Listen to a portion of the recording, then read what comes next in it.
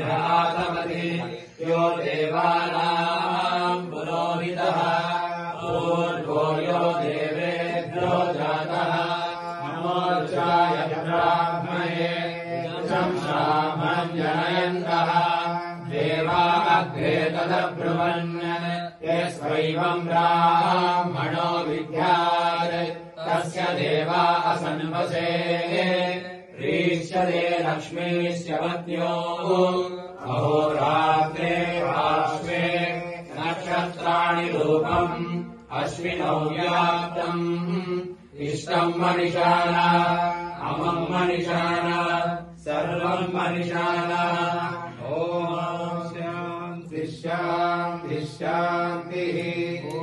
विष्णानकम् वीर्याणि प्रवोचय्यः पार्थिवानि विममेरजातम् धियो अस्तभाय